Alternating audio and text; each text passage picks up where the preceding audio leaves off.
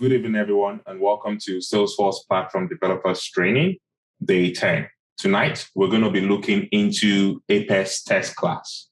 So Apex Test Class is one of the requirements for deploying your Apex code into production. So what does that mean?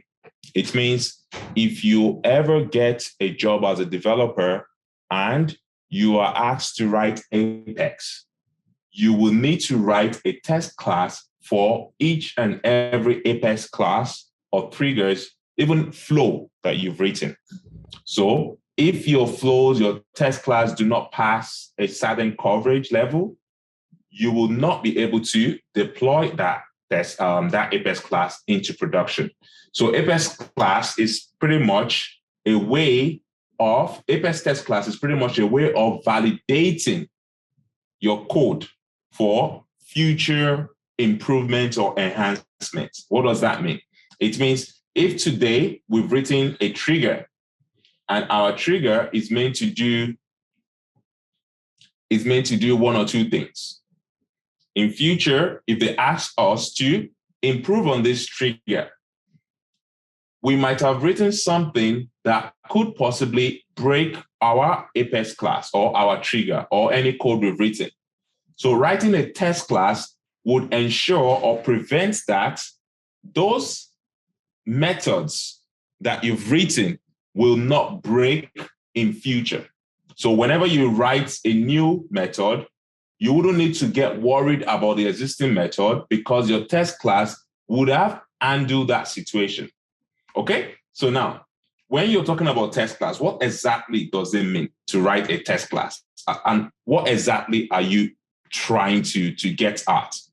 Let me explain test class by just showing you the Apex test class manual, but we're going to go into a list assertion before going into test class. Okay, this is where we're going, but let me show you something and show you what it means to actually write a test class. So let's copy this code and let me explain this code to you guys. I go to debug. And this code is saying, instantiate a list of an integer. Okay?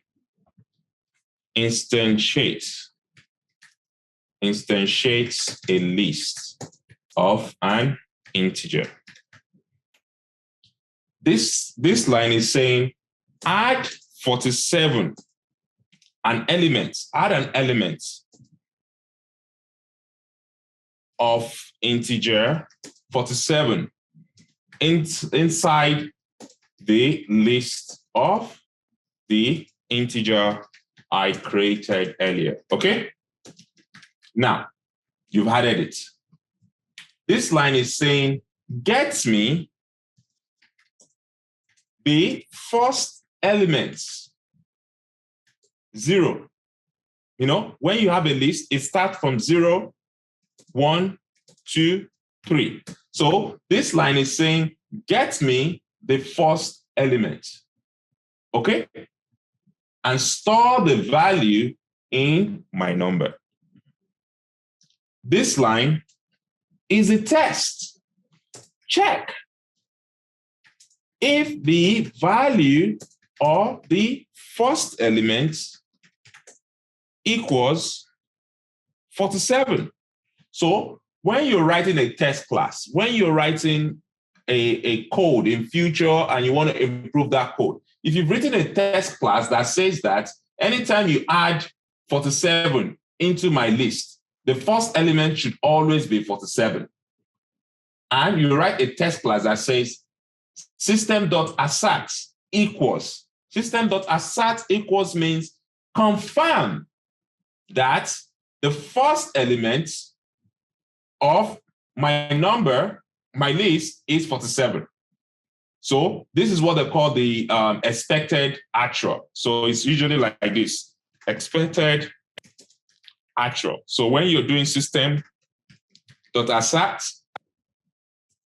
as you can see, you have other options, not just assert equal. It could be assert not equal. Okay? So let's just look at assert equal. It says expected. What is expected from that operation? Actual, what exactly did you get from the operation? Okay, so system.assert is one of the key or tools which you can use to test your code. Remember, there's also system.assert not equal, meaning that the first element is not equal to 47. Okay, but obviously the first element is equal to 47. That is writing a test. You're checking if something is true. You're checking if whatever you've done is true. And if you can see, most of the examples in the code which you've done in your list method is actually writing a test. Just a very small test, but it is still writing a test. What is this doing? This is creating an account called A new account called A. This is creating a new account called B. And this is creating a list of accounts. And inside the list of the accounts, you have A and B. Okay? This is cloning this account, list of accounts, into another list of accounts called Q2. Okay? What is this doing? This is saying replace the billing city of the first element in Q1 to San Francisco. Now, this is saying system.assert is the billing city of the first element in Q1 equals to San Francisco. Q2 is the billing city of the first element in Q2 equals to San Francisco. That is what they are just asking. So if you run this code,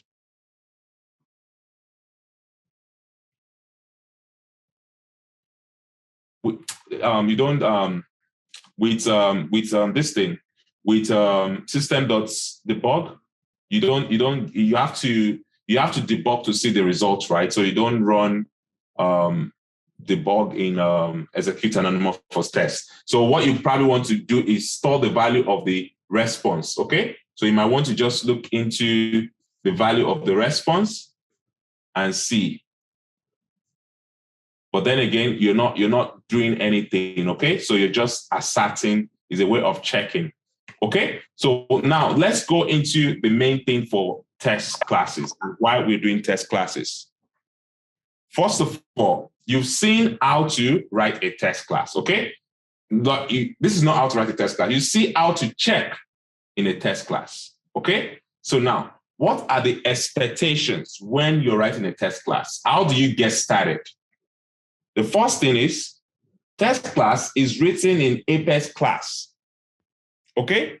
It's written in Apex class, meaning that unlike Apex trigger that is dedicated for a different file type, test class is an Apex extension, Apex class extension. The only difference is that there are recommended ways to write a test class, meaning that test class cannot just be a random name like this. No. Okay?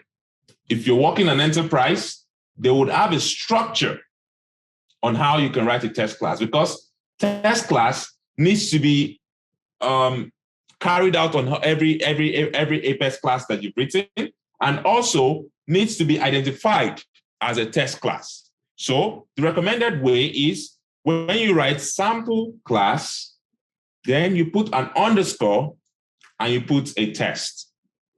Okay? Sample class, underscore, and a test. That shows that this is a test class. Some people usually have it like this. The bottom line is you should always end it with test. That will now let anyone know that this is a test class. Okay? Best practice, underscore, but you can also just put it, remove the space, but make sure that it ends with a test. Okay? Now, that's the first thing, the naming convention. Now that we've written the first thing, which is the naming convention, the other thing you need to know about test class is test class can have what they call a data factory. What's a data factory? A data factory is just the data which you would like to use for your test class. For instance, when we were doing this Execute Anonymous, we created this account. For us to start doing assertion of billing city, we needed to have this record in the system. Okay? Although we're not doing any insertion or any of any sort, but the bottom line is we need to have something we're testing. So best practice is you will create a data factory that will be used for your test class. Okay? One other thing you need to be aware of is in your data factory method or your test method, you do not have any returns, meaning your test method should not, your test methods should be void. So what does that mean in terms of coding? Public, okay, static, void, test data. Okay? If you want to write a test method, public, static, void, test method. Okay? It shouldn't have any returns. That's the requirement. You know, normally you would have had maybe a string or a list of an account and the likes, right? But for a test class, you don't have any return. It's always void. Okay? Number 3, your test class should have at is test. You should have at is test at the top. Okay?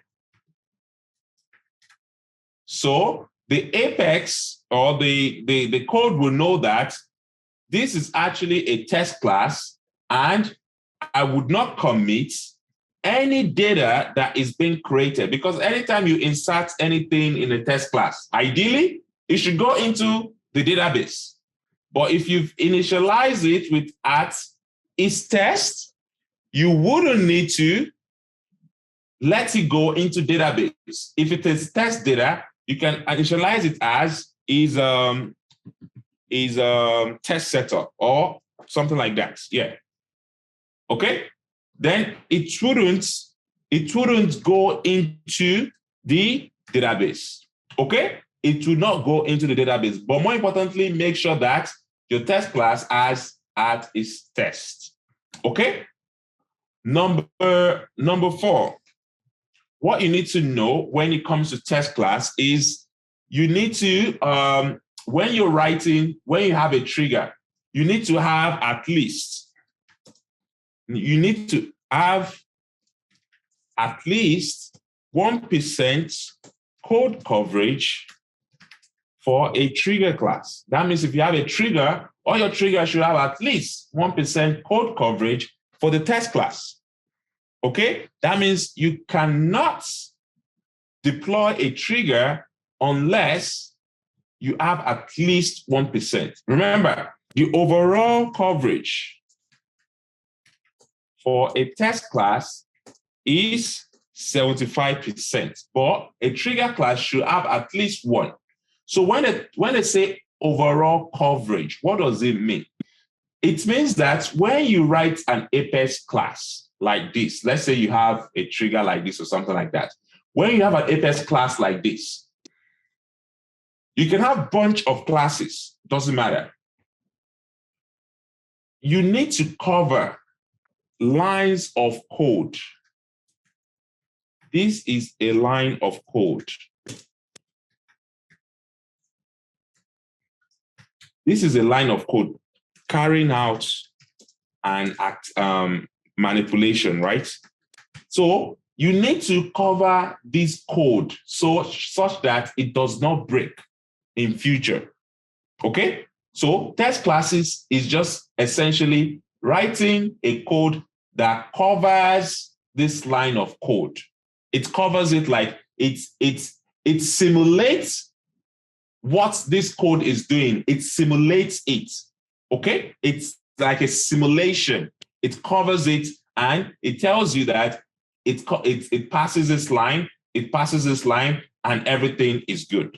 Okay? So you need to know that the line of code is you covering the code, the logic you've written.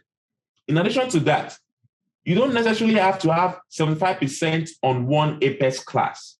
You can have maybe 20% on this, 30% on that, but the overall should be 75%. So chances are some Apex class might not have any test coverage. It is fine. Okay? It is fine for them not to have any test coverage. However, the overall Apex classes you have should have a coverage of 75%. How do you run a test class? How do you run a test class? If you've written this sample test class, for instance, how do you run it? You go to test and you go to new run. If you've run the test before, you can just click on rerun test. If you ran a test and it failed before, you can just click on rerun failed test. Or you can just click on run all. When you click on run all, it's going to run all the test classes you've written in the system. When you click on new run, you specify the test class which you want to run. You specify that test class which you want to run. When you click on rerun, you are rerunning the text which you previously ran. When you click on rerun failed test, it means obviously you simulated a test, it failed, and you're trying to run it again. So if you have a lot of test classes which you are writing for yourself, like let's say you work in an environment and you are working on, let's say, some preference management activity, then you just say preference test. So having a preference test, you will now have a bunch of test classes that has been written in the system, including yours. Then you now move your own test into preference test classes. You will save it, and next time, you don't need to have a new run. You don't need to you just run your own test class that you've written, okay? Like it's a collection of test classes that you've written. Now, enough of just the introduction. Let's go into something more concrete. Let's say we want to start by writing a simple test. What do we need to have in place? We need to ensure that we have a test written on it. That's number one. We need to have what I refer to as a setup data. It's up to you how you want to test setup. It's up to you how you want to declare it, but you can use its test, but you can use test setup, meaning that you don't want the system to insert that data that you just created in the database, okay? Then you can make it private because you're not going to use it outside of this test class, okay? You can make it public if you want to use it outside of this test class. But ideally, make it private if it's just within the test class you're writing. Static, meaning that you don't need to instantiate this method because you are not even using it outside of this class for a start. So you don't need to instantiate anywhere. You just call it and it works. Void, because you do not want to return anything after it's been executed. You do not want to return anything. You just want to call it and that's it. Then the method name, data setup. I just call it anything, but you can just call it data setup, right? It's just a method. That's it. Then you write your method. Again, it's test, meaning that this is only a test. Again, public, static, void, test method. Then you put your, whatever you're doing here, the system.assert, this system.not equal, and the likes. You put it here. Okay? Your data factory, inserting record, updating record, you put it here. So now, this is the basics of test classes. Right now, we can write any test class for a trigger or an Apex class. How do you get started? Let's simulate or let's create a simple Apex trigger on an account object. I'll call it contact, or on contact object. I'll call it contact trigger. Okay? Remember, when you're creating a trigger, you have to select the object. Submit. Now, this is a trigger on the contact object. Let's simulate something happening in the trigger. I can say, okay, when the trigger comes in for contact, see in the trigger.new. You guys should be familiar with this by now. So I'm saying, before inserting a contact, run this trigger and get me the records of the contact that is coming in to the trigger. And I said, okay, I know that. I usually like to be descriptive so you can know that. You can know that. Let me even make it even explanatory. One contact record, because the trigger is a list, collection of contacts. The trigger.new is a list consisting of many contacts. So when you want to destructure trigger.new, you will look through. And every time you look through, you will get one contact record from the list of trigger. This is equivalent to saying you have a list like this. Not even that. You have the same way we did this. Q0, Q10. Okay? That's what it means. You're getting the first element, one contact. Now I say, for that one contact, I want to manipulate the first name. I want to change transformed. I want to add black force to the first name. Okay? I want to add black force to the first name.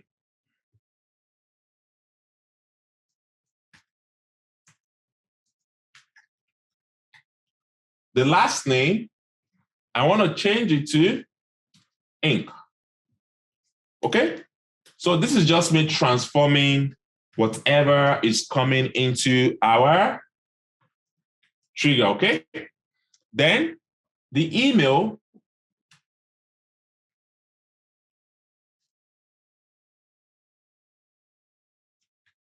I want to transform the email to always have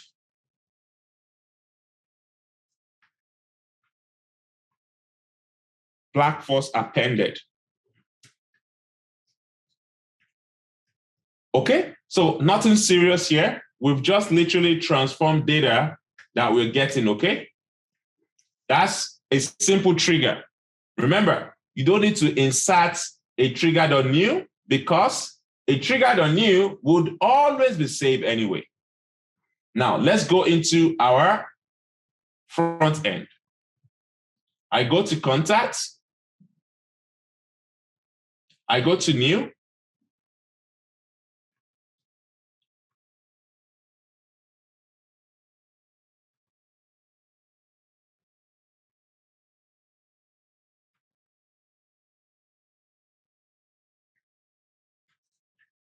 And I'm going to insert a new contact, okay? Why is Salesforce slow?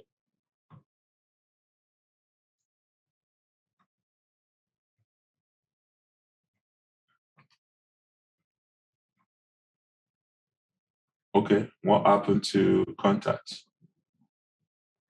Let me look at this.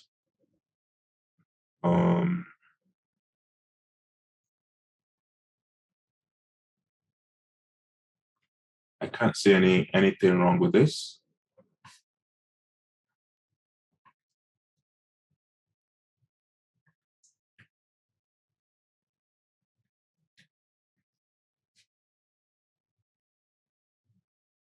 Okay, let's try again.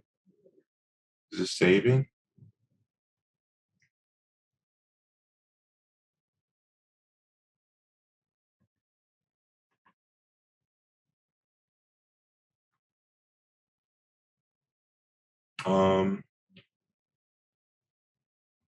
Just give me 1 minute. Let me check if there's any problem somewhere.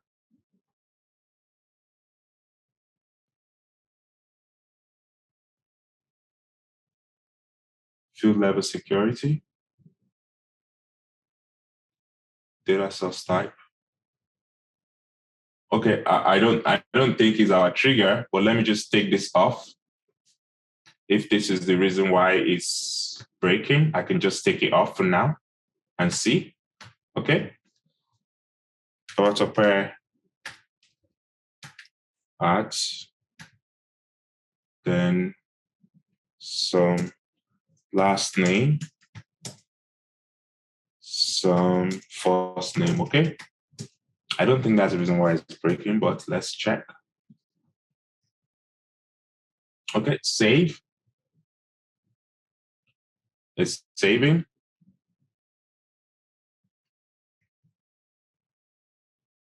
Okay, let's go back, refresh.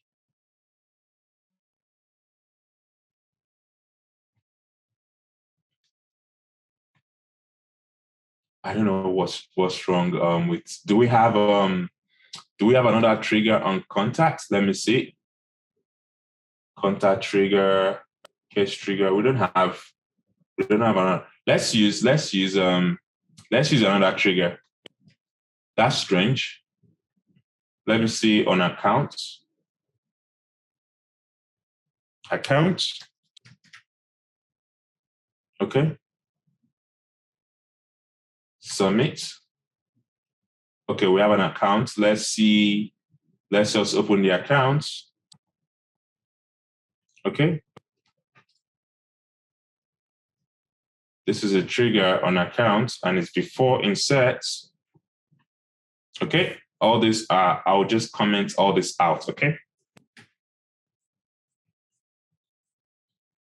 Comment all this out.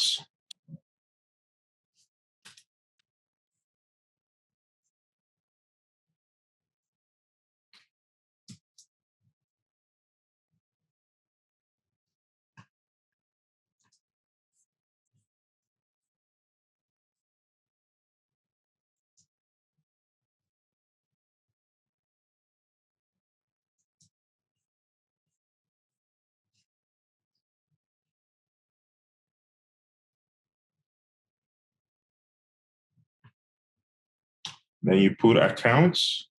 If account breaks, then I know there's a problem somewhere. Account name. Okay. And there's account, I think account source, account number. I think there's account number. Okay. So we have account number, but I think it's a decimal. So I'll just put something like this. Save. Okay. It says number 6, integer to string. So for account number, account name does not exist.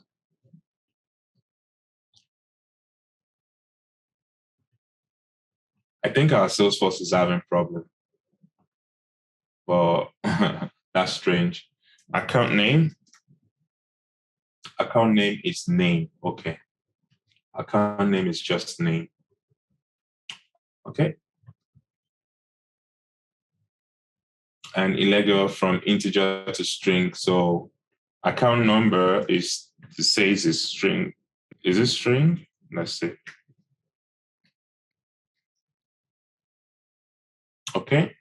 So now this is a trigger on account, okay? This one, let's see how account will respond.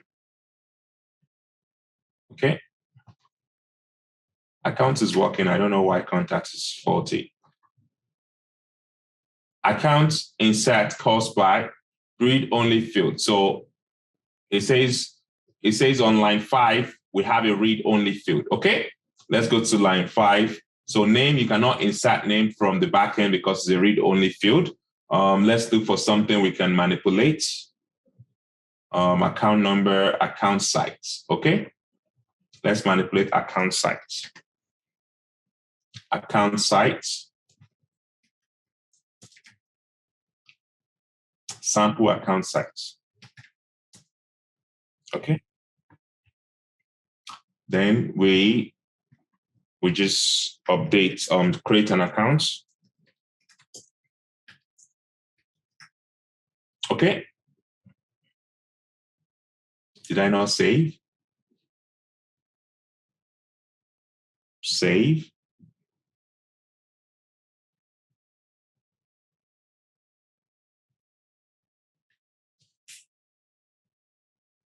On line 5, record is read only.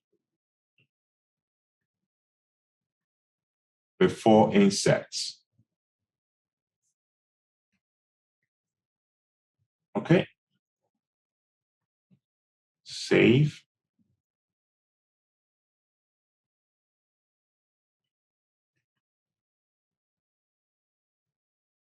For accounts, one account record. Why is it saying it's read only? It's not meant to be read only. It can be anything. Before insert, you manipulate and you save. Refresh.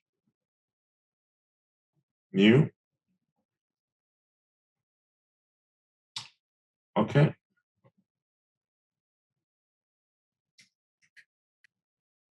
Sample accounts.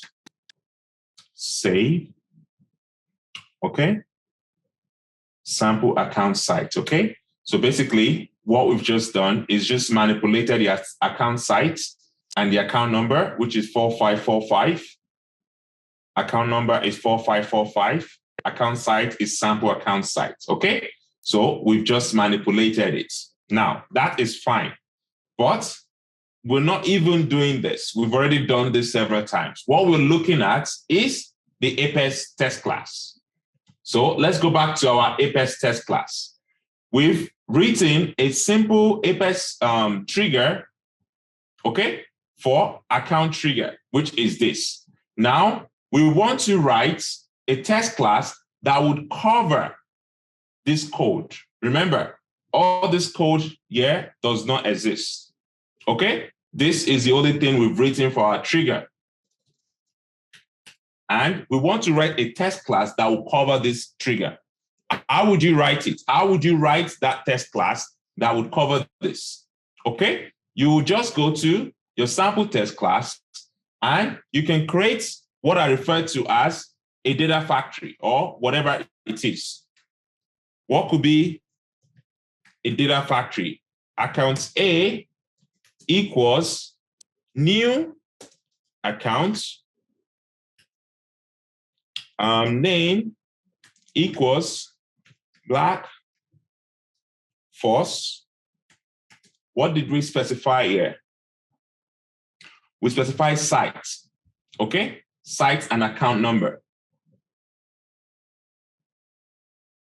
Site equals some random site number, account number. Okay, you need to kind of like specify some random, no, actually it's not random, right? It's actually digits. Okay? The main thing here is this. Whatever you've inserted here, you need to kind of like put it in your test class, okay, as part of your data factory. So it's being covered, okay? So now we have this. What is the next thing? Hold on for a minute. It says illegal assignment from integer to string. Where is integer to string?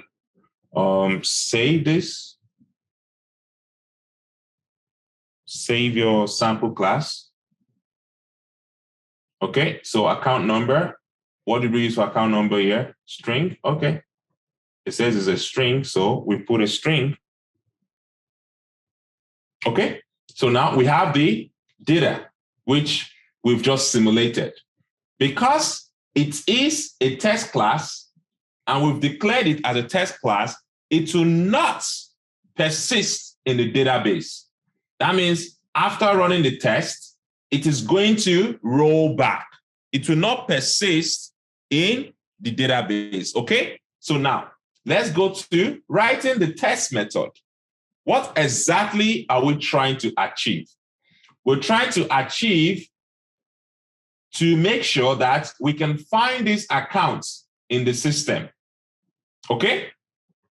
We go to accounts, select name, site, account number from account objects where account number equals this. Now, we've selected data, which we previously inserted. This is a dummy data, a text factory. Then, what do we do in our test?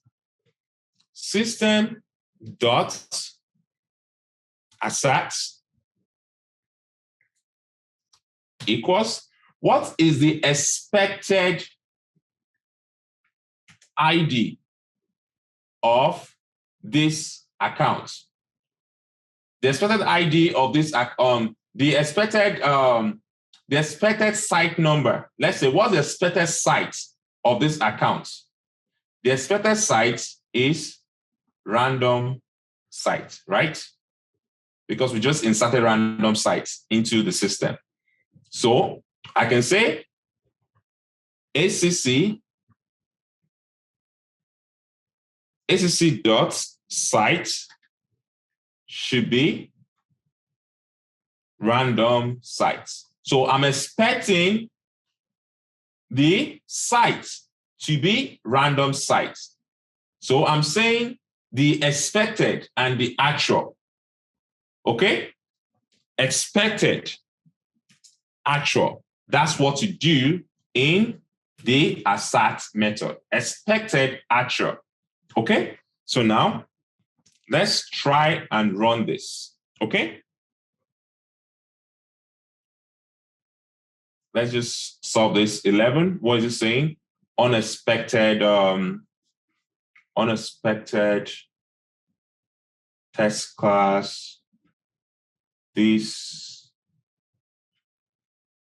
binding, okay? Anytime you're querying, always make sure that you put the binding variable. Otherwise, it's going to be like some random stuff that the system does not understand. Okay? So what else? What else are we missing? Number 2, when you query, the response should be what? A list. That means you cannot store it into an instance of an account. You need to store it in a list. Okay? So now, when you store it in a list, what would be the first element? The first element would be this, right? Alternatively, we can just say, this is not a list, but let's limit this to 1. So we're definitely going to be getting 1 out of this, okay? So just know whichever way you want to do it, you have to, whether you want to get, okay, saying expression must be a list type account. Okay, fair enough. Whichever way, whatever result you're getting from your query, know what exactly you are storing it inside. When you're running this select query and stuff like that, the response is always a list. That means if you want to iterate over the list, you will not say, okay, because I'm getting 1 here, then I don't need to do that, right? Because I know definitely that whatever I'm getting here should just be 1 stuff, okay? Alternatively, you can store it into an account list and you will now use the first element here. Okay, let me break it down again. When you run a select query, the data type is a list. So if you want to get the first element in the list, so you store the select element like this: list, account, ACC. Okay, that's the data type you get from that query. Then if you want to get the first element, you grab ACC 0 dot whatever elements or field you want to get. However, if you do not use a list, if you use something like this, make sure that you're putting a limit here so you only get one record out of the system. Okay? You only get one record out of the system. Then you can now call that record directly without having to put the first element item like that. Okay? So now let's look for the last issue with this stuff. The first issue we solve, account this, blah, blah, blah. Okay?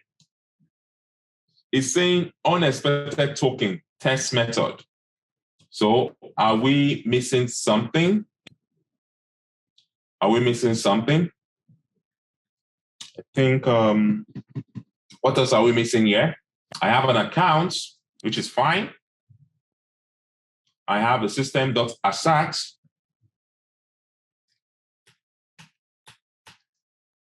It's saying this, so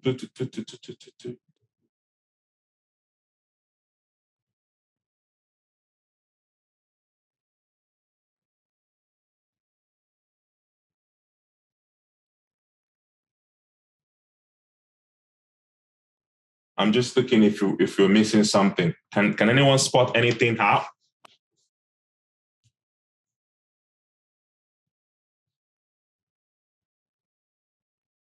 What's test method is reserved time. Okay. That's fair. So what do we call it? Test account. Yeah. Test account. Let's use something more vague, right? Okay. So now we have this. Okay. So account, blah, blah, blah, blah, blah, blah. Now let's run this test. What do we need to do? We go to new run. Can you see? Test came out. Why? Because we have used the right annotation for test. And we use the convention that says the last word should be test. So once the last word is test, then the test will come out when you're about to run it. Okay? As you can see, the test came out. You select this. The methods is not bringing out data setup. It's not bringing out data setup. It's only bringing out the is test method that you can run. Then you run the test. When you run the test, you get a pop-up that says success or whatever it is. You will go to your logs and see what the error is, if there is an error. But the first thing you probably want to check is your test. When you click on the test, you will see this sign. If it was successful, you will see a green tick that says it's successful. If it's not successful, you will see an error which you can click and it tells you list has no role for assignments, okay, on line 14. So if you go to your sample test class on line 14, it says, I couldn't find any account in the system that has account number 4343. Why is that? We couldn't find a system, even though we've initialized the data setup. We're missing one last thing. After creating an account, what do you need to do? You need to insert. You need to insert the account. If you don't insert the account, how would you be able to query it out for your test class? Okay? You cannot query out what you have not inserted. Okay? So now let's try to run this again. Make sure you save.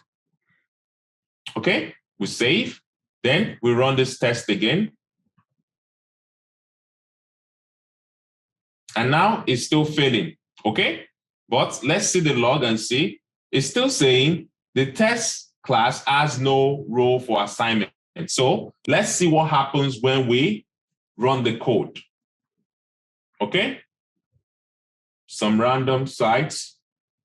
Okay, so we have sample site accounts, which is fine. That means this owner ID, everything is being generated. One account record is null. So this is a problem. One account record is null. So let's go back to our sample class.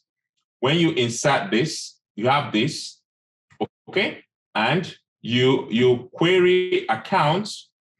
Let's see what we get. System.debug is, okay, that's the bug to check if we have an account that matches this in the system. But more importantly, we want to check what happens here. Why is it not inserting? We want to check that as well. But let me see if the DML was carried out. Test data, this account, this, insert, 22222, one account. So they say one account record is null. So it won't definitely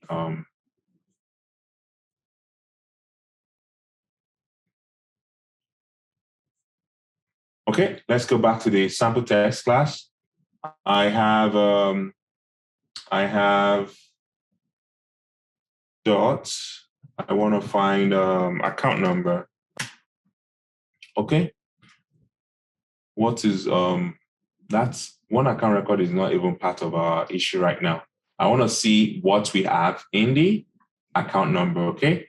But it's actually saying there is no record that is matching this stuff. So I have an account, I insert an account. From an account, I'm looking for where this is. So let me see. Okay, let me run this test again, okay? I just want to see what is happening. Test account is test. Just run again.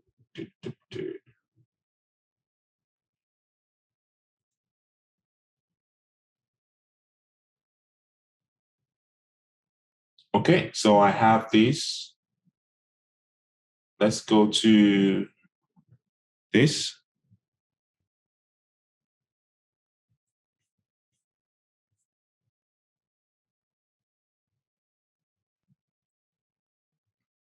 Sample test.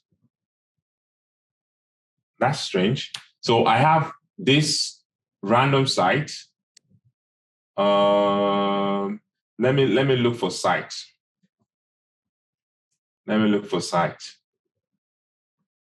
Just to see the difference. Maybe it's checking some stuff that it's not permitted. Let me look for site, okay? Let me run site again. Okay. Okay.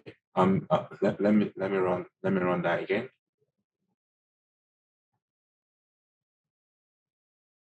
It's still saying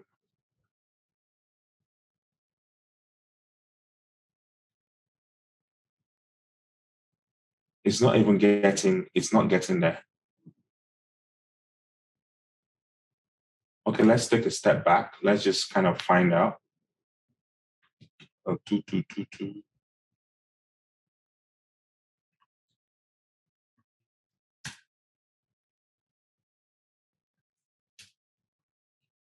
I just want to see what happens here, okay?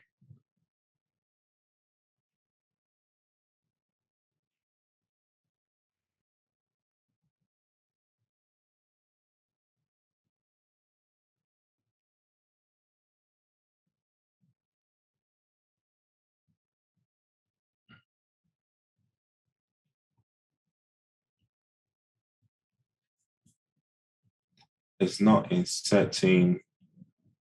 Okay, I know what the problem is. let's look at our trigger. This is where one record is. And we're running a trigger behind the scene.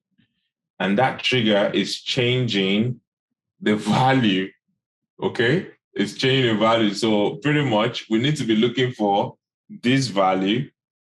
This is so crazy. You don't want to do this. Like, this is not the best way to run a test sample. So basically what is happening is that because we have a trigger on the account, and the trigger is changing the account number. So there will never be any time we have this record in the system, because the trigger will run and is going to change the value.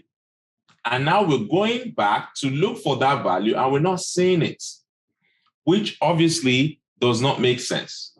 So we should be looking for the value that the trigger is turning this account number into.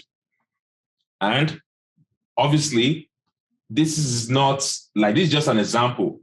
However, if you want to run a test for this, what you can just say is assert not equal to 4343. Okay, that will be a negative test that confirms that the account number that comes out when you query the account after will never be equal to 4343, which was the account that was inserted in the test data. Okay, so try to understand what is happening from a logical point of view. Okay, from a logical point of view, we have a trigger in the background. Okay, and the trigger is running. Okay, so when the trigger runs, whatever we pass into this account number is going to be changed. Okay, because we're changing the value of the account number every time the trigger runs. Now, if you create this and now we want to query it back, it's going to say, nope, that stuff does not exist because it has been transformed. Right now, we're getting a different error, which is what we are expecting. Okay, what are we expecting? Expecting random sites, but let's see what the trigger has transformed into: sample account sites. So what we should be expecting is sample account sites and not random sites. Okay, this is a very interesting test class, because if you look at it, right, you literally transform the two things which you have inserted into the system, and you're checking if they are matching or not. So this test will fail, okay? This test will pass because we are now expecting what we put in the trigger. We're now expecting it. We're not expecting what we inserted into the system, okay? So let's run this test again, and I'll explain further what has just happened. Okay? If your test is successful, you will see success here, that your test is successful. As you can see, we had failures until success. But more importantly, you will go to your test tab and you will see a green check, which is this, okay? You will see a green check that says your test is successful. And you will see your sample class tests. You can order this by sample class. Okay, you go to sample class tests or whatever it is. No, you go to what you're trying to cover. Okay, you're trying to cover this trigger. So your sample test class has covered this trigger. As you can see, the coverage of your trigger is now 100%, which covers 3 lines of code. Okay, you've covered 1, 2, 3 lines of code, which is perfect. Okay, that is all about test classes. It's about covering your code. So if we have, what else can we have on the account object? We can have, let's add something. I want to add active. Okay, I'm going to add active, and I'm going to say false. Okay, I want to add active. What else can we add?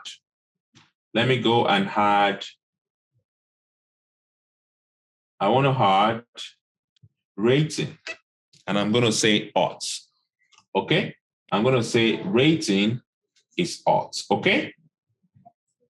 The rating is odds. Okay? Save. So now I have, it's saying there is an error somewhere. Boolean to string. So active is a string. Okay. True. Let me see what options you can put in active.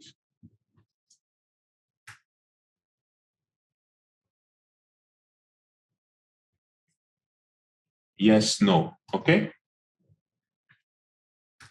Yes, no. Okay. Now you have these items. Let's go and run our test class again.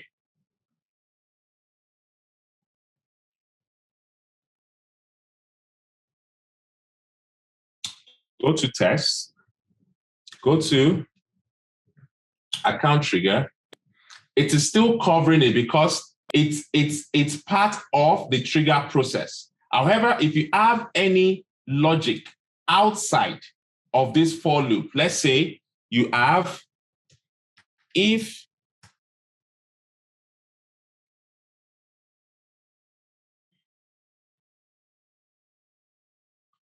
account rating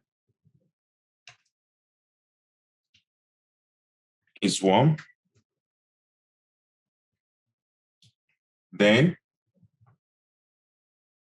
change account rating to odds. Okay, I want to put some stuff outside of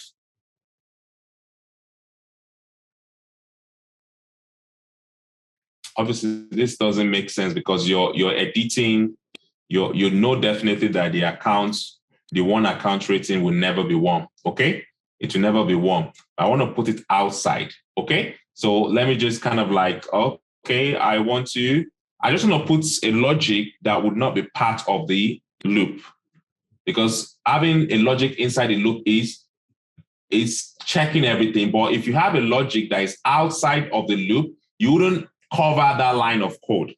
And the whole idea is to be able to cover the line of codes, okay? The lines of code. It will add to your overall coverage. So I want to see if this code is being covered because I put a logic here. So let me run this test again.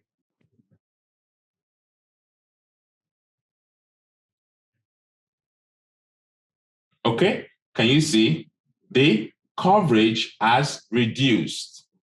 And it's telling us that it is not covering this line because the rating will never be 1. Okay, because you already changed the rating. So it's not covering this line because it's not going to come into this if statement. Okay, that is how you start reducing the line of code based on your logic. So in reality, what you need to do in order to cover this line of code is maybe you don't even want to put this rating here. Okay, to cover this line of code, you probably don't want to put the rating here, but you might want to go to your sample test and maybe put rating equals 1. Perhaps that would now cover your line of code because now rating would be 1 and you can change that rating to code, to odds. Okay, can you see? The line of code is now 100%. If you click on it, you will see that it is covering the line of code. Okay, so that's how you cover lines of code when it comes to testing. As you can see, testing is not hard. You just need to be covering lines of code based on the logic you have created in your trigger. Trigger test class is probably the easiest of all test classes you could probably have. But there is more to test classes. Let's see a typical test class with an apex. So let's say we have an apex. let's just create a simple Apex class again. Simple Apex class. And that Apex class, what do we want to do? What we want to do in this Apex class is we want to collect accounts, then create contacts for that account, then update contacts, insert accounts, insert contacts, and update or insert accounts. So we have an account. We want to create contacts for that account. We want to insert the contacts we created, and update or insert accounts if anything changes based on the contacts we're creating. For us to do this, I would recommend we create another field on the account object. For me to simulate something, I'll just call that field email, because I know there is an email field on the contact object, and I can use that email field to work with both accounts and contacts, okay? So now I have created an email field. So remember, I want to collect an account list. How do I create a method that collects an account list? Public, static. Do you want to make it void? Yes, because we don't need any response. Create, or this is probably one of the projects I gave to you guys, right? Create or update accounts. And what do I want to collect? A list of accounts. Okay? A list of accounts. I'll call it accounts. Okay? So now, what do I want to do inside the list of accounts? I want to create a contact. Okay? For the accounts, inside the accounts that I've just collected, I want to create a contact. How do I create contacts? Declare contacts. Declare contacts, the contacts. Okay? Equals new contacts. And what do you need in your contact? What do you need in your contact? First name. First name. Last name. Email.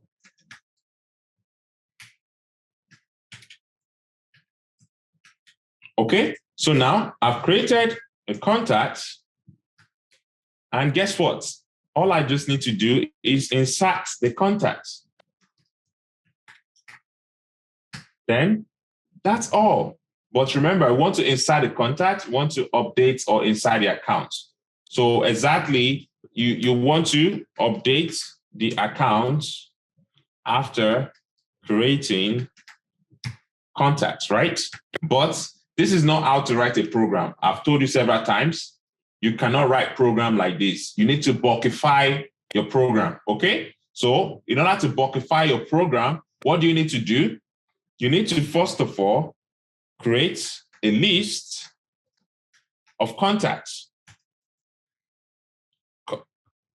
Contacts to be inserted. I usually give you like this, but in your workplace, don't write it like this. Just write maybe something more descriptive based on what you're doing. Contact to be inserted. New list of contacts. This is the list that would hold the contacts that we want to insert, okay? Similarly, we create lists of accounts to be updated or inserted, whichever way, okay? New list of accounts. Now, we've created that list that will store those things we want to insert and update, okay? So now, what do we want to do here? We don't want to insert in the for loop, I told you. Don't insert in a for loop. Don't carry out DML in a for loop. What you want to do is contacts to be inserted dot add that contact. Once you've done all those loop, all the contacts will now be put in here. Then what can you do? You can insert contacts to be inserted.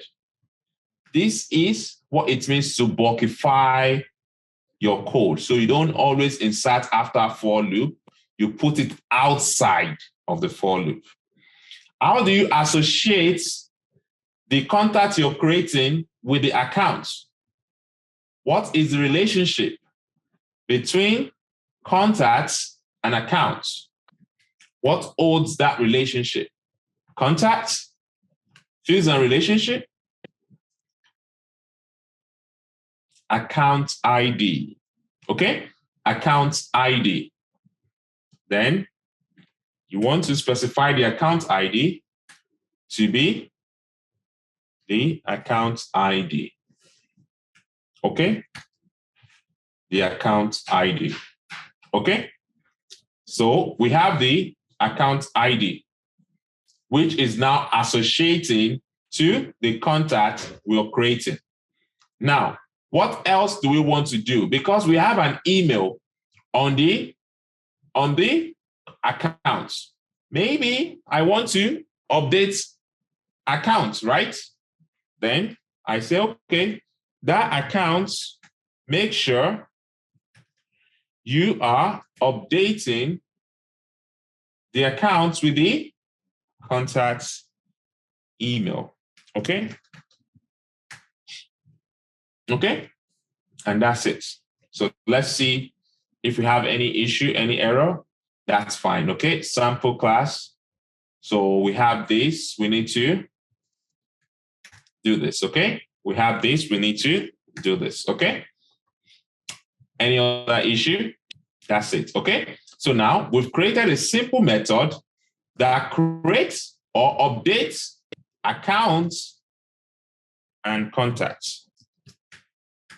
Okay? This simple method would create and update an account and contact. What do we need in order to run this method? We need to pass a list of accounts in the system. Once we pass the list of accounts in the system, we look through that accounts and we create a contact for that account. How do we associate the contact with the accounts? We use the relationship account ID. Now that we've associated that, okay, we update the account email with the contact email that we just created, which is fine. We could call it primary email for the account, okay? Then, instead of inserting the contact we just created immediately, instead of doing insert the contact, we did not do that. We store it into a list, okay, that we initialized earlier, because we do not want to run into governor limits. We bulkify the code, take it outside of the for loop, add it to the list, then outside we insert it. If we had done the insert here, we would have done 300 records depending on the number of account size we have. Okay? Again, we update accounts to be updated. We don't update accounts because it doesn't make sense. That's not what accounts to be updated. So in order for that to kick in, you need to add ACC. Okay? I hope you guys are getting this, because this is just the fundamental of coding in Apex. Using this list that you initialize here, adding it in, you insert outside of the for loop. Okay? So now let's run this method. Let's run this method, okay? I copy, I go to, okay, what do I need to pass into the method?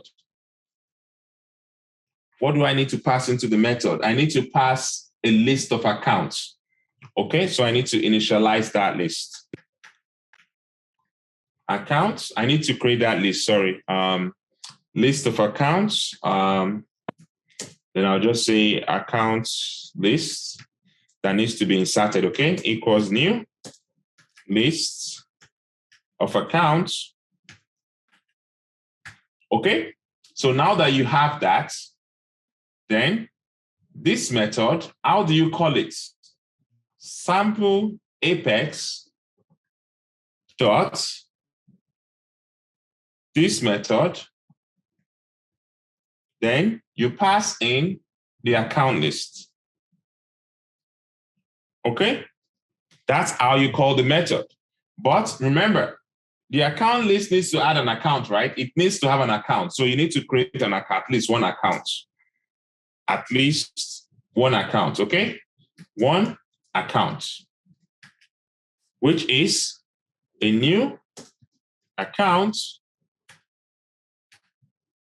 and name equals something false. Okay, what else do you need in an account? Should we have an account number? Account number is going to be changing anyway, so let's just put it like this. Okay, so let's run this code. Remember, we need to add that account to the account list, okay? Otherwise, there will be nothing in that account list. Okay, so let's try to run this. Update failed. First exception, row 0. First error, missing out the ID is not specified. So when you're running an update, you need to specify the ID. However, you don't need to specify an ID if you don't have the ID present. What you could possibly do is specify the ID, like update on ID, or just run upsat. Upsat will create the account if it doesn't exist. Okay? Upsat will create the account if it doesn't exist. But if you want to be very specific, you can just update on the ID like this. Okay? So let's try to run that again.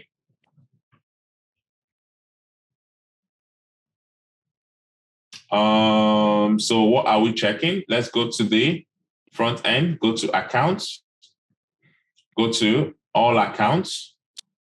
Let's order by created dates.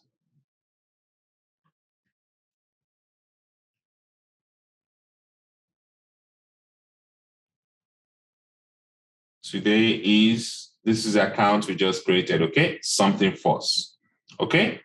This is something false, and this is the details of something false, okay? So one thing you would notice is that it is not associating the contacts, okay? If you go to the contacts,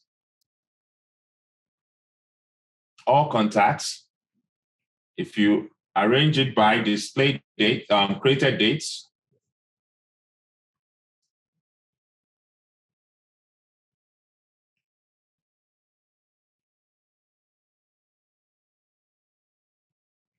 it is creating, right? The only difference is that I don't know what's wrong with the contacts. So for some reason, the contact is having problem today. Maybe there is something that we've done in the past that is breaking the contacts. Anyways, okay, it's showing now. It's showing, but it should have the account because our this thing code says account ID is the account ID here. Okay, so now let's find out what has happened. Okay, so account ID, if you want to specify the account ID, you will have this. You will have this. You have the insert contacts, which is fine. Okay, you're inserting contact, but you're upsetting this. So Let me see if I can update insert.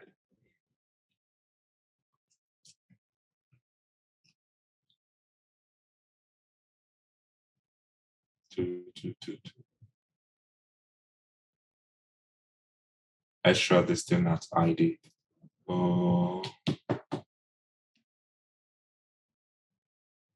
Just for a minute, let me see. Update. Account ID. Do I need to? Let me see. Just give me 1 minute. Let me see the.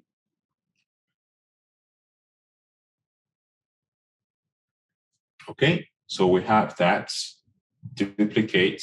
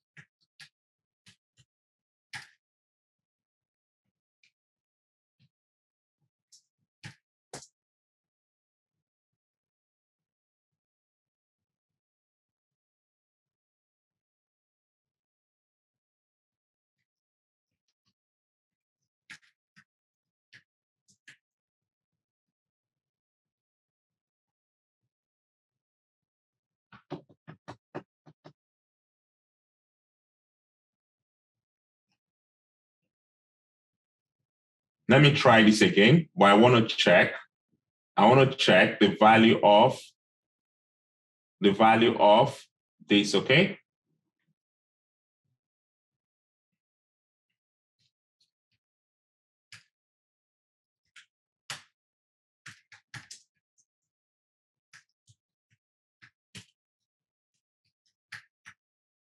The contact.account ID.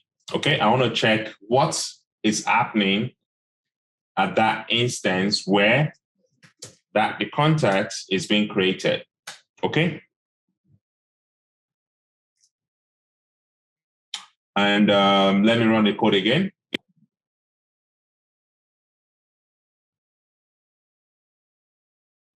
Before I run the code, let me debug system.contact to be inserted as well. I want to see what's the contact to be inserted, what it contains. Okay, this is how you troubleshoot.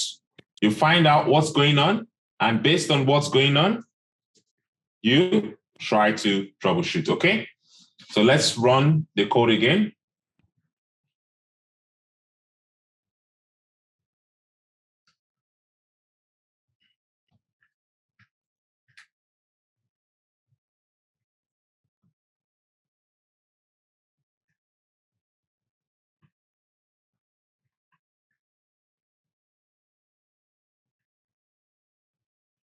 So ID is null.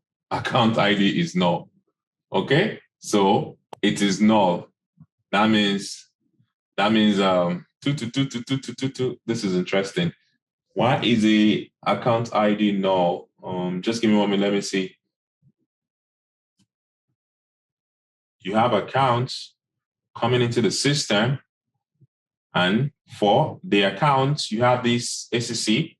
So what I want to do is find out what ACC is here. ACC.ID. Let me find out what ACC.ID is here, because we cannot give an ID that doesn't exist, right? So let's see what ACC.ID is. Let's run it again, okay? This is how you debug to find out what's going on.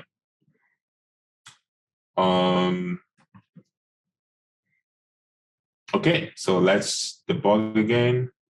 It's still null. So ID does not exist. That means the ID does not exist. Why?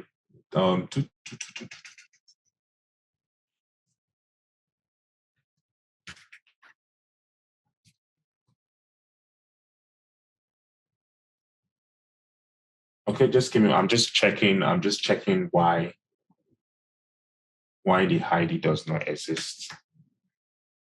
because the ID needs to be replaced there, but it's saying it's not exist. The account was created.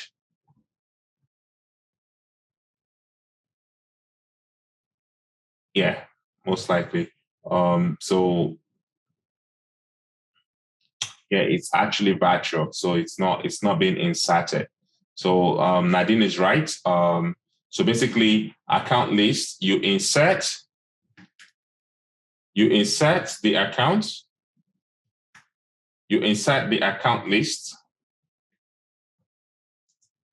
Once you have the account list, then you come here and you do the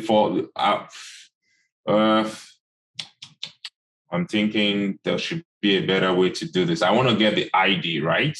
If you insert it, your account ID. But then again, because you insert that account does not mean that the ID will be present here, unless you're specifically passing the ID. So the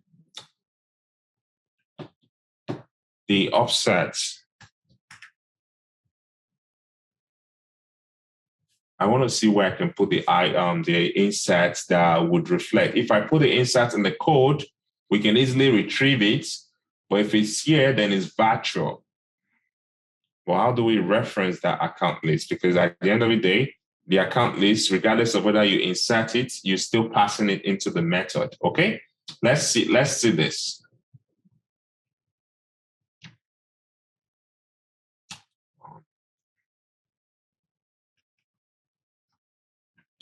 Invalid ID something false.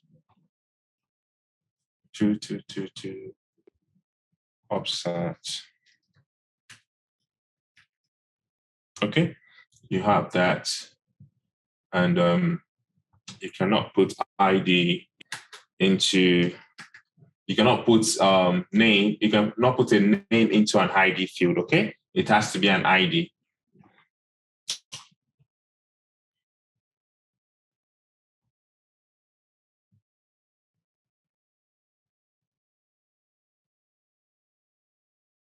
Okay, yeah. So the ID is coming out, and that means that if we go back to something false, which we created like a minute ago, we get the contact associated, okay? So that was what we're trying to figure out. The first thing first is make sure that the ID is inserted, the account is inserted. Because if the account is not inserted, then pretty much it's still virtual. It's still like in the air. And because it's in the air, then if you're referencing it here, it doesn't exist. Unless, if you don't want to do what we just did, like this, you can take this off, okay? Take this off from here, which is valid. Then make sure that the first thing you do is insert the accounts that come into the system. Okay? That means you have inserted the accounts, then you can still run this and it should still work. Okay? Because right now you've inserted that account. So the first thing first is you should insert the accounts which you want to use the ID to relate to another object. Okay? So well done, Nadine, for catching that out. And that was the reason why the ID was not present in the account ID. So as you can see, we've been able to create an account and we've related the account with a contact. Okay?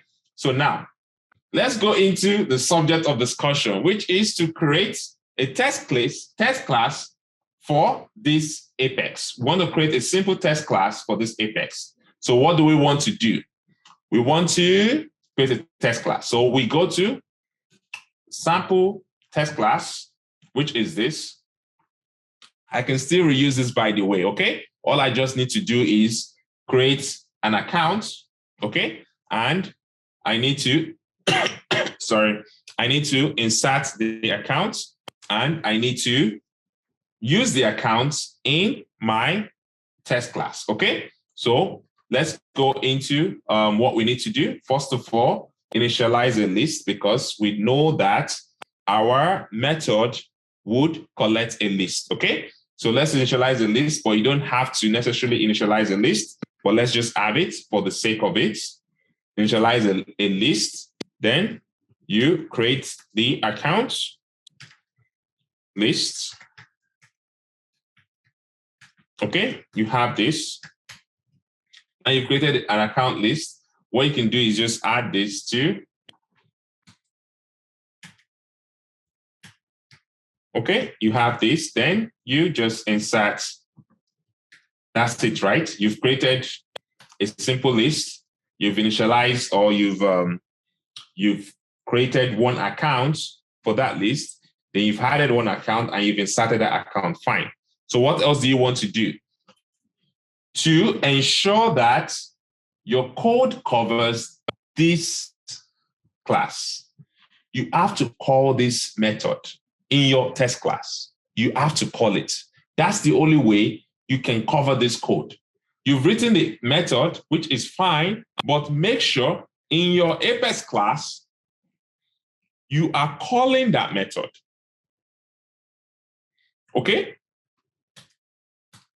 And you go to sample Apex class, sample Apex class dot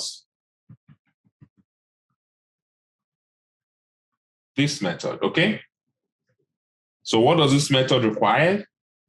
What does it require? It requires you to have a list of accounts. That's it. So now you've called this, which is fine. If you save this and you run the code, you realize that your code will have a bit of constructor. Your code will have a bit of coverage, okay? So let's see what the problem is. Invalid constructor name, sample Apex class, creates, updates, an account. What is the problem here? So let's go to this. This is a constructor, list of accounts, okay? List of accounts. And if you go here, you should have a list of accounts. So this is list to invalid type ACCS. So on line 13, so what do I have? I have this list of an account. I have this. I have this. Okay, is there something wrong else? Is there anything else wrong with this? The list, Apex class, let's see the instance. This is static, so I don't need to initialize the Apex class, okay? The beauty of being a static is you don't have to initialize it. You just call it, okay?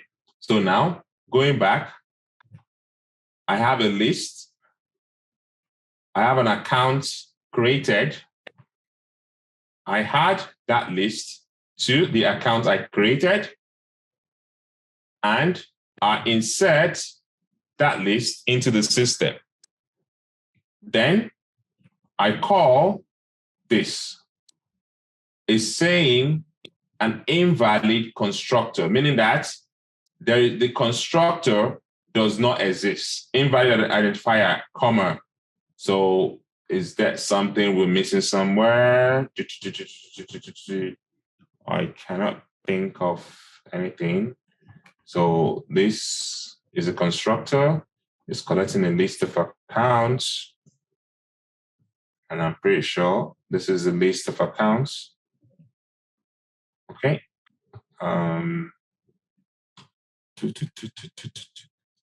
Yeah. So this has to be in a method, because there is no way you can just call a class without putting it. You can either put it here, which is fine, or you can put it here just to make sure that you are calling the method, okay? You're calling the method, you're wrapping it in a class. It doesn't have to be public, it can be private, but it has to be, you cannot write a code outside of, you cannot write anything like this. It has to be in a method, okay? So you have that, and you just kind of like call the class, right? Then for you to run the test, you can just run the test from here. So let's comment out all this. Okay, let's comment out all this. And we can actually put the entire stuff that we're doing, we can put it under the test class. Okay, we don't necessarily have to put it in a data setup. We can put everything here. Okay, and we can now just save.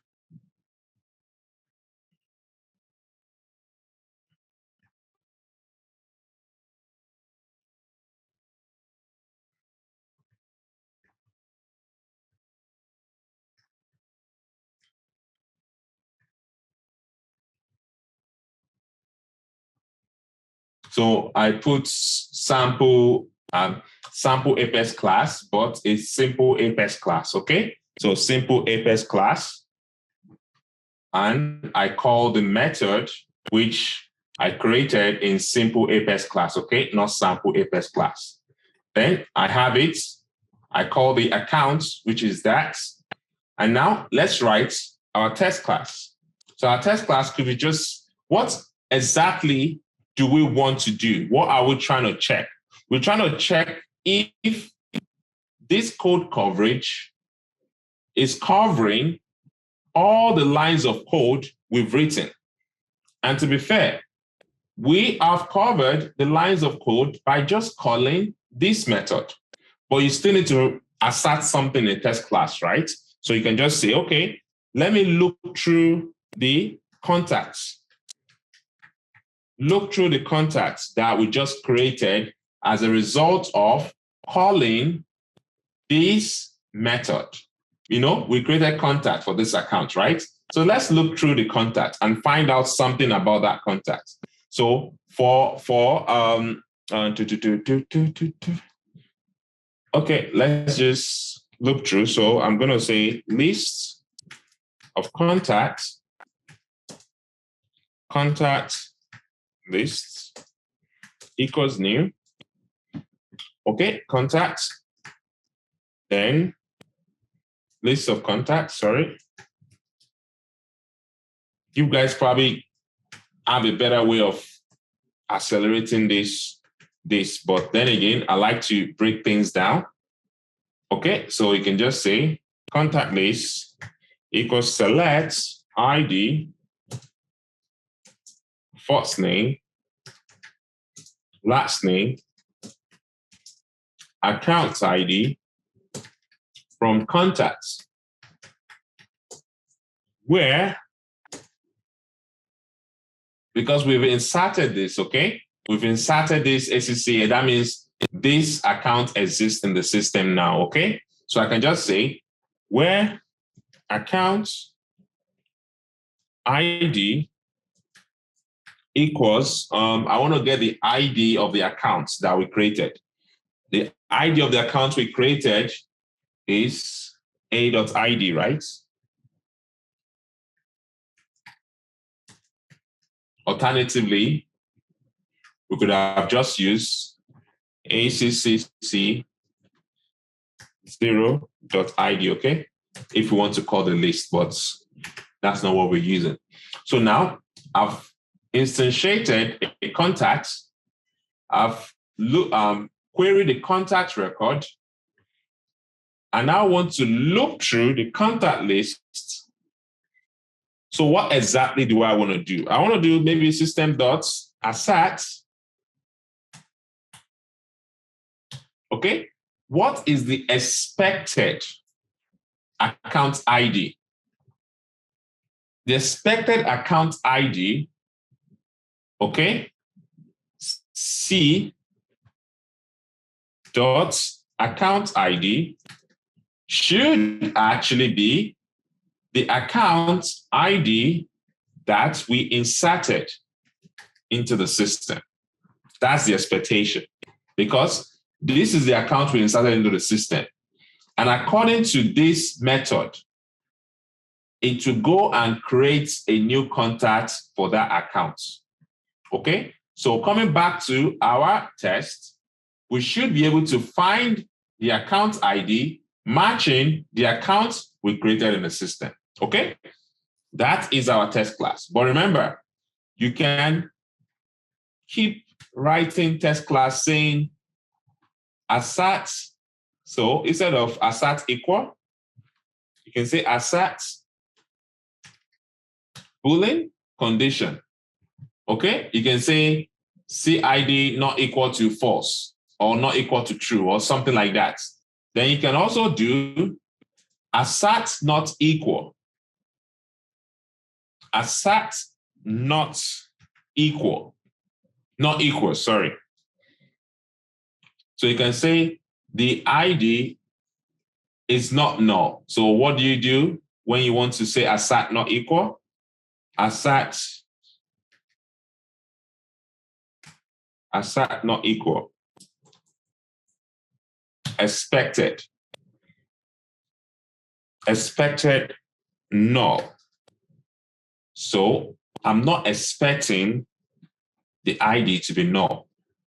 So that's another assertion, right? You can have something like this. I'm not expecting the account ID to be null or the contact ID to be null. It's actually a very good check. Okay? That's just test class. That's all. You just have to create. I hate writing tests. Like literally, I don't like to write tests, but then again, it's part of your code. You have to write tests. Okay? Let's go to the log. So it says insert field. Okay? Insert field, which is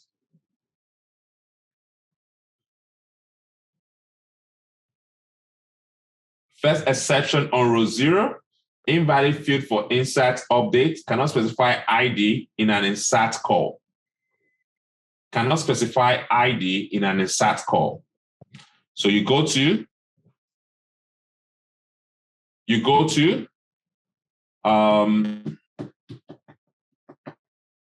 just 1 minute. Where is that ID? Where is that coming up from?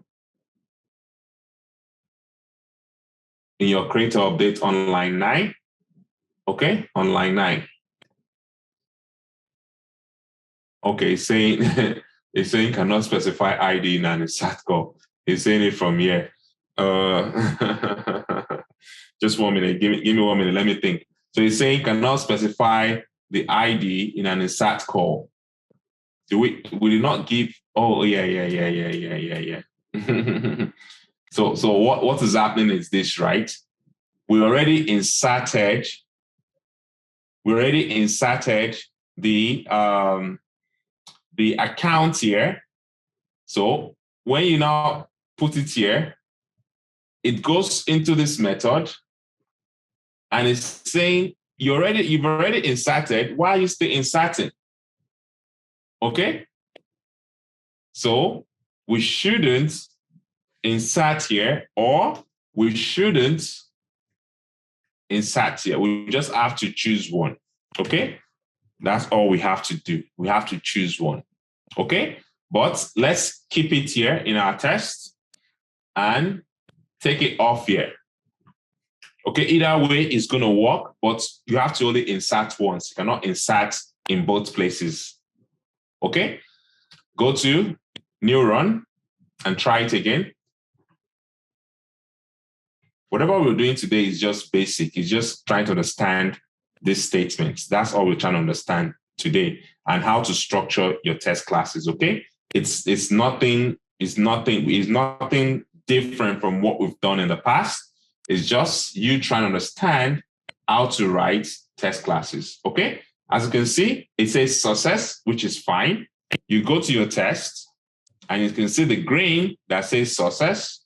Then what you can do is you can check your code coverage and see that you have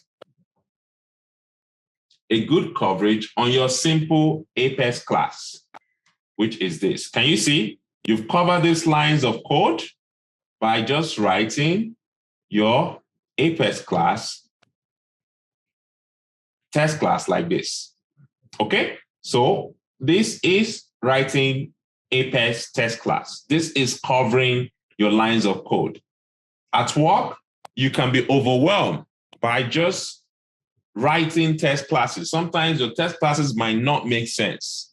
It might be boring. It might be annoying, but you just have to write it because without it, they cannot let you deploy the code into production. In addition to that, there are materials on the Salesforce that you can use to understand test classes. So we haven't really touched some of the methods, and that's because it's probably going to be overwhelming for you guys to learn all these methods. However, when you want to test for a particular instance, you can check the methods, and everything we're just doing is just the same thing that is required for you to write a test class. You just need to know what exactly you need to be writing. For instance, this is what test class is all about. Test class starts to indicate where the test class starts. Test class stops to indicate where the test class stops. Okay? And you see it's a void and is test. If you go down, how to write a test for another thing, you will see how you can write a test class. The same thing, the only thing is you just need to know the method to call. You need to know the method to call before you can write your test class, okay? So please try to go through this documentation to see more types of test classes you can write and play around with it. The only way you can get better is by playing around with it. If you're an entry-level developer, most likely you will see the code in the system. You just need to understand the code and know how to change or make changes to the code. In addition to that, please try to do some of the trails as well. Getting started with Apex test class. This trail, you can do it. Everything I've just taught you is based on these trails. There is no difference. The only difference is different scenario. System.assert equals is still the same thing. Salesforce has documentation that can help you get started at work. So you don't have to panic once you get a job, because everything you will do at work is on the trailhead. You just need guidance. You just need like a mentor that will guide you through the trails you need to do, or the trails you need to, assess yourself with. There is nothing that I'm teaching you or anyone will teach you that is not on trailhead, unless they're making it up. And the only reason why they will make it up is just because they want to be unique. By the end of the day, everything that we've just done tonight is based on all these things that you see in the trailhead. The test suites I told you about, collection of different tests, group them together, and you run the test at once. Okay? So please try to do this Apex trails. I put in the chat. I want you to play around this test and just kind of like see how to write a test class. Okay? I know we've done a lot tonight, but to be honest with you, I don't think we've done anything really, really technical that you guys will not understand. So I would like to find out if you guys have any questions that is confusing based on what we've just done tonight, like anything that I haven't taught you before that seems new, besides the test class, which I have just shown you, which is probably just 2 to 3 lines of code. Every other thing else we've done. Maybe we made some mistakes. We missed some commas, full stop, or insert or upsert and everything. There is not much difference to what you've already learned before. The only difference is how to bring everything together to write and check for your test class. But remember, the overall percentage must be 75% before you can go to production. That is the key thing here. Overall percentage of all your Apex classes must be 75% before you go to production. Okay? So Ola, unmute yourself and speak, please. Hi, good evening. So I want to bring you back to the binding variable. Binding variable. The first Apex test we wrote, we used 4545 at this. I think it was account number. The first Apex test, and you used binding. You binded the variable, and I wonder it's not actually a variable; it's a string. So what's the was it supposed to work with binding when it's a string, not really a variable? Oh, no. So if you look at account number,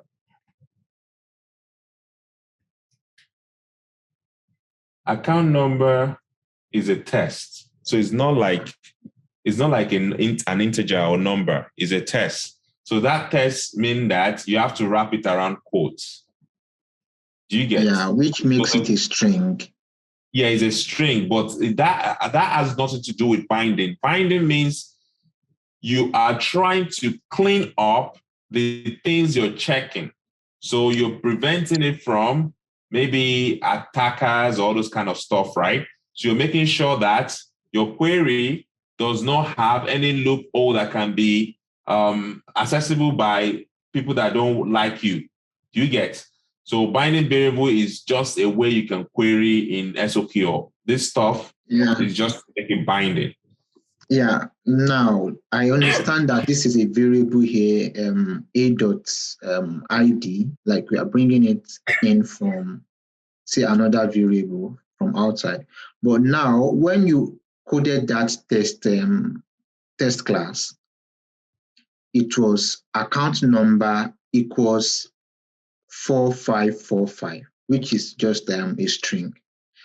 And from my understanding, like maybe I don't really understand what binding is, but from my understanding, it was supposed to be just a simple account number equals 4545.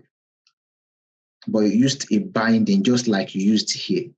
So what's the difference between, something like this, like where your cursor is right now? Okay. Account number equals... It's a string. Yeah, it's a string. Around a quote because it's a string. If it was an integer, I wouldn't need to put it around a quote. I'll just put it like this. Do you get? Yeah, I understand. It's a string. Okay. Yeah, this is creating an account. It's different from querying. If you're querying, which is SOQL, is different from saying something equals to something. Do you get? Yeah. So, for example, now let's use the select ID first name and co, where account number equals, say, 454343. Would we really need to use, because that's a straightforward kind of string, not like maybe we are bringing variable in. Would we need a binding? Would we need to bind when we are using a string there? Say, 444, something like that. So you're wondering if this would work, like if this will go through? I was wondering why it actually went through. Because this it's is supposed to be account number. This is SOQL. It has nothing to do with account number or something like that. It has to do with you making sure that you have this column here. There's never a time I've queried without putting that column, Ola. The column is always there. Do you understand? It's SOQL. That's the way to write the condition. Even when you want to do in, you still put that column. Go and check the documentation for SOQL, okay? So you can understand the difference. SOQL Apex. Please read through the documentation again and see sample of queries and how to write the queries, okay? Oh, now let's see this. Scroll up a bit. See this example where it says where name equals HTML. There is no binding here, and it works. Okay, so what you're saying is that if you're getting I told you binding is when you clean up the data and you bring it here. So if you're not cleaning up the data, you're directly putting in the value that you want. Do you get? But if you specify the data, yeah, string, whatever, yeah, okay, whatever you want here, yeah. If you specify it like this, if you're bringing in whatever, yeah, then you have to bind it like this. Because that's the way I understand that exactly. I understand that. But when we have not declared any string, it's just, like a string, not a variable. Here we declared string variable. It's not meant to be. It's meant to be in the SOQL, something like this. Okay, sorry. Okay, so yeah, I get what you mean. So what you're saying is that if you are coding that test, yeah, exactly. If we are coding, do we really need to bind? Oh, you don't have to worry about someone hijacking it because you're already coding the value you want. So no one will go into your database and hijack it because this is what you specify. Do you get what I mean? You specify this compared to when you're passing in something. Because when you're passing in something, you don't know what they're passing into your database. That means you have to bind it. Binding means that it could not change. It's exactly what you put is what you get. Something like that. Yeah. Okay. Now I think it's clarified enough, honestly. Yeah. Okay. All right. Okay. Thank you. Stuff. Yeah, but it's actually a good question for pointing it out. Some people might not understand the difference. But then again, always know that if you don't want to add code, because in reality, you would not have that opportunity to add code like this. And in ideal situation, you shouldn't add code like that. I've always told you guys, always use custom label, right? So you can actually import custom label, which we're going to do maybe when we do integration, okay? API integration. We're going to import custom label value. Then we're going to put that value here. So anytime you want to write a code, never ever add code a test like this. Never ever do that. Because in future, you might want to change the condition. And if you want to change the condition, you have to redeploy the code. And you cannot deploy code in production. You have to go through the entire deployment cycle. However, if it is a custom label in production, you can just go and change the custom label and everything will work seamlessly. Okay, so I always avoid personally add coding tests like this. Okay.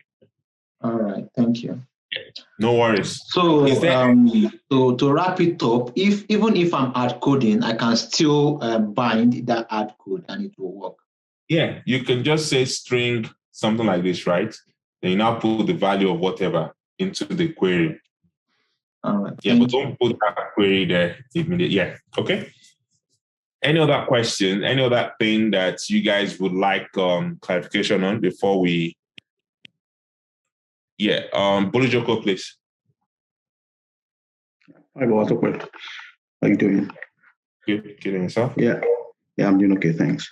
So I still do not understand if you say 75% coverage, like could you please explain that again? Yeah. Okay, 75% coverage means that when you run the code, the total coverage should be 75%, the overall coverage. As you can see, in some of our triggers, right, we add 100%, which is cool. But that does not mean that you can deploy your code without 100%. You need to have a total of 75% coverage. How do you achieve that?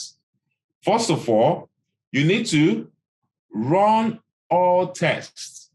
You need to run all tests. And once it runs all the tests, as you can see, we have 13%. It has to be 75% for you to be able to deploy to production. Okay? So even though our code has 100%, which is good, and it covers all the lines, which is even much better. We still need to improve on other classes we've written that we haven't written test classes for. Okay, so you have to write test classes for them before you can deploy. Okay, so we've only written test classes for the class we created today. However, in our training, we've created different classes without writing test classes for them. Okay, so the benchmark is 75% coverage before you can go live. Okay, does that help? Does that make sense? Yeah, it does. Thank you. Okay. Is there any other questions before we end the class for tonight? Okay, I think that's all for tonight. Thanks for the audience. I appreciate it. And those that are doing work experience, I've assigned projects to you guys. Have fun with it. Know that it's very important for Black Force. So hopefully you can take it seriously and you can learn one or two things. And for next week, we're going to start Experience Cloud and I think Visual Force page. Then hopefully you guys learn something and start creating stuff. So by the end of this month, I predict you guys would have what it takes they're looking for in an entry-level Salesforce developer. So starting next month, first week, I will start accepting one-on-one booking for you guys. Even starting end of this month, maybe last week, end of this month to first week in June, I will start accepting one-on-one booking with you guys, whereby I'm literally going to be interviewing you and seeing if you're ready to become a developer or not. Based on the outcome, then I can represent you or I can push you forward for jobs. But if I don't get that convention, then probably you would need to, buckle up and stuff like that. But you might just need to be, prepared for interviews and hopefully you pass it, then we can assign you to someone that can make you feel better while coding. But ultimately, for me to refer you, then you need to kind of like pass that one-on-one session with me. So please do whatever it takes to learn everything we've learned, because that one-on-one session, you'll be coding right in front of me. And if I don't feel confident about your coding, I'll give you feedback. Trust me, I will not lie to you. I'll give you the good feedback that would help you to accelerate your career. But then again, before you book one-on-one session with me, make sure that you master everything we've learned up till today. Okay? I think that's all from me. Take care of yourself. All the best and have a good rest of the week. Remember, tomorrow is tutorial. Friday is also tutorial. Try to attend if you're struggling and ask questions as much as possible. Okay? All the best. Take care. Bye, everyone. Have a good night.